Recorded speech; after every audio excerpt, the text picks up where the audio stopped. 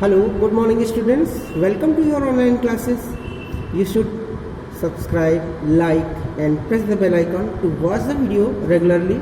I am Jin sir and now I have to teach you about the first poem of your lesson, The Dust of Snow. Dust of Snow is the name of the poem.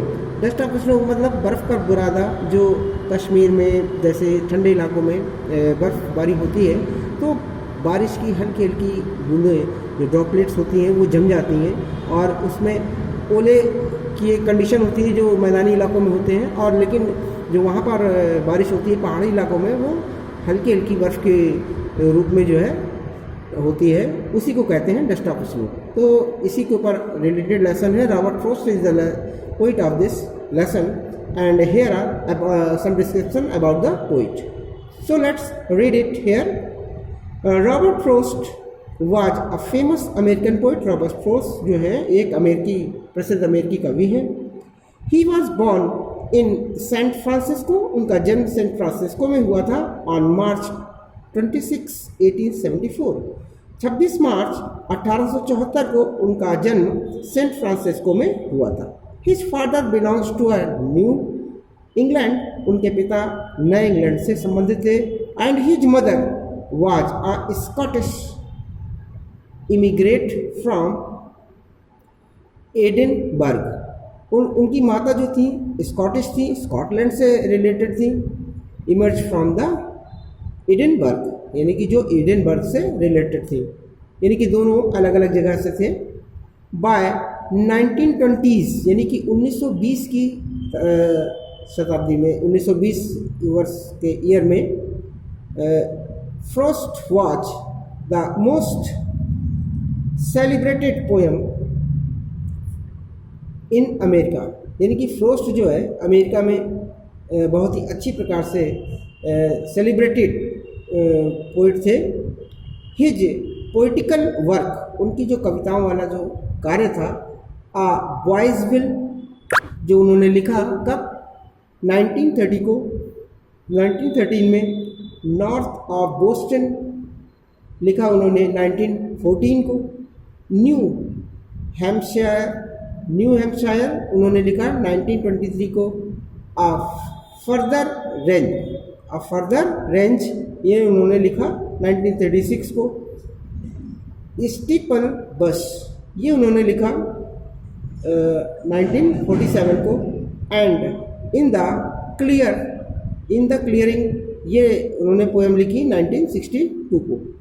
Increased his fame and honour, और इन्हीं सब पोएमों ने उनकी प्रसिद्धि और उनका सम्मान खूब अच्छी तरह से बढ़ा दिया, ऐसा कह सकते हैं आप। The poem dust of snow, ये जो कविता डस्ट ऑफ स्नो है, was published in New Hampshire in 1923 को इनकी पोएम न्यू हैम्पशायर में पब्लिश हुई। This collection earned him the Pulitzer Prize. इनको एक सम्मानित प्राइज़ जो वहाँ का होता है यूनाइटेड स्टेट अमेरिका का, वो पुलित्जर प्राइज़ से उनको सम्मानित किया गया। एंड लेफ्ट द वर्ल्ड, और ये संसार को छोड़कर चले गए थे ऑन जनवरी 29, 1963 को बोस्टन, यूनाइटेड स्टेट यानी कि अमेरिका के बोस्टन में उनका देहांत हो गया था। 29 जनवरी 1962 को वो संसार छोड़ के चले गए। Then before you read some discussions about from here, Robert Frost जो थे a well known American poet of nature, यानी कि अमेरिका के एक प्रसिद्ध, ठीक प्रकार से लोग उनको जानते थे, ऑफ नेचर, ये कि प्रकृति के कवि थे। इन दिस पोएम, इस कविता में, the present movement that seemed, जो ये वर्तमान स्थिति, वो क्षण जो बताया गया है, दैट सीम्ड सिंपल, ये बहुत ही साधारण है, but has a larger significance, क्योंकि और इसका महत्व जो है बहुत ज़्यादा है, ऐसा उन्होंने बताया। It is a highly symbolic poem, ये बहुत ही उच्च जो है सिंबॉलिक यानी कि प्रतीकात्मक कविता कही जा सकती है। One day the poet was in the dispersed, एक दिन कवि जो था बहुत उदास था। Dispersed mood. ये डिप्रेस्ड मूड का पोइट जो था बहुत ही ज़्यादा डिप्रेस हो गया था और उस स्थिति में कभी को कुछ अच्छा नहीं लग रहा था। अ pleasant things happened in a tree, एक सुखद घटना जो घटी उसके वहाँ से कि कहीं से वो गुजर रहे थे तो एक पेड़ पर बहुत ही सुखद घटना घटी। It change the poets mood, इसलिए कवि का जो मूड था वो बदल दिया। It saved the rest of the day for the poet, यानी कि it saved the rest of the day for the poet, यानी कि कवि का बाकी जो पूरा दिन था, यानी कि सुबह सुबह की घटना होगी और बाकी पूरा जिस दिन जो था कवि उदास था और वो पूरे दिन उदास रहने वाला था। लेकिन कुछ ऐसी घटना किसी पेड़ पर घट गई रास्ते में जिसकी वजह से उसका पूरा दिन फ्रेशनेस में आ गया, बहुत ही अच्छा हो गया। कैसे, ये जानते हैं इस पोएम में। चलिए देखते हैं, यहाँ से पोएम आपके यहाँ से स्टार्ट हो रही है। The way a crow shook down on me the dust of snow from a hemlock tree। It means, कहने का तात्पर्य है कि लेखक जो था बहुत ही उदास था और वो रास्ते पर चला जा रहा था। एक कौवा रास्ते में शोक डाउन ऑन मी, यानी कि पेड़ पर बैठा हुआ था, वो किसी कारण से पेड़ पर आया या पेड़ से गया होगा जिसकी वजह से पूरा पेड़ हिला और उसके हिलने की वजह से शाखाओं पर जो डस्ट स्नो की पड़ी हुई थी, द डस्ट ऑफ स्नो, यानी कि जो बर्फ की जो बूंद वो थी, डस्ट थी, वो फ्रॉम अ हेमलॉक ट्री, जो हेमलॉक ट्री पर थी, वो लेखक के ऊपर गिर गई, जिसकी वजह से लेखक को बड़ा सुखद अनुभव हुआ। वो थोड़ा सा जो उदास था वो अब खुश हो गया, उसको बहुत अच्छा लगने लगा। He has given my heart a change of mood, जिसने मेरे हृदय के जो का मूड था उसको बदल दिया।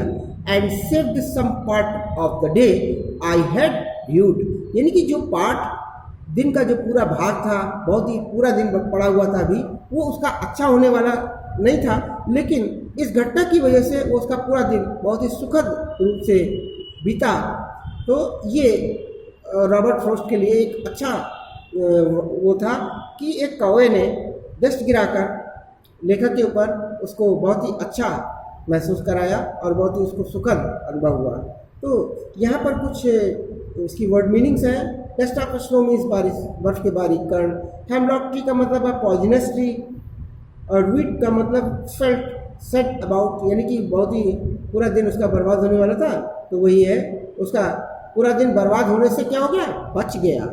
और कवि के लिए बहुत ही अच्छी ये संकेत रही। So that your lesson is finished. I want to tell you about some summary about it. So let's read summary which is given in your book. Then the poet described a very simple happening in very simple words. कवि ने वर्णन किया है बहुत ही साधारण तौर पर अपने वर्डों का। उसे it tells us, ये हमें बताता है that sometimes even a small incident may provide the of a larger significance, यानी कि कोई छोटी सी घटना भी, लेखक ऐसा कहता है कि कोई छोटी सी घटना भी हमें एक बहुत ही अच्छा महत्वपूर्ण चीज़ें दे सकती है, दिन का महत्वपूर्ण भाग बना सकती है, दिन को अच्छा कर सकती है। The poet is a little dejected and upset while passing under the hemlock tree. कभी बहुत ही निराश था और गुस्से में था, थोड़ा सा उदास था और वो चला जा रहा था, रास्ते में हेमलॉक ट्री के नीचे से वो गुजरा। Suddenly a crow sitting on the tree, अचानक से कौवा पेड़ पर आकर बैठ जाता है। शेकिंग द ट्री, जिससे पेड़ हिल जाता है। And the fine particle of snow, और बर्फ की जो अच्छी बूंदें थी वो from the tree fail upon the poet, और वो जो शाखाओं पर लगी होती हैं बारिश की, बर्फ की बारिश की वजह से वो सारी बूंदें बारिश की बर्फ जो थी वो हेमलॉक ट्री पर जो थी वो पोइट के ऊपर गिर जाती है। The soft and cold touch of the snow, यानी कि मुलायम और ठंडी जो टच थी बर्फ की, वो चेंज द पोइट्स मूड, उसने कवि का मन बदल दिया। फ्रॉम सैड टू हैप्पी, यानी कि वो दुखी था अब वो खुश हो गया। And he start feeling refreshed, और उससे बहुत ही तरोताजगी महसूस होने लगी। इन दिस वे, और इस प्रकार, a very simple movement proved, और एक बहुत ही साधारण से क्षण है, to be a very significance, जो बहुत ही महत्वपूर्ण था, and save the rest of the day, और कभी का जो बाकी बचा हुआ पूरा दिन था उसको सुरक्षित कर दिया, फ्रॉम बीइंग वेस्टेड और इन एंड रिजेक्टेड, पछतावे में रहता वो सारा दिन, उसका पूरा दिन बर्बाद हो जाता, उस सब सारे चीज़ों से कभी का दिन बदल गया और वो उसको अच्छा महसूस होने लगा। इस तरह से उसका पूरा दिन जो है बर्बाद होने से बच गया, ऐसा कवि कहता है।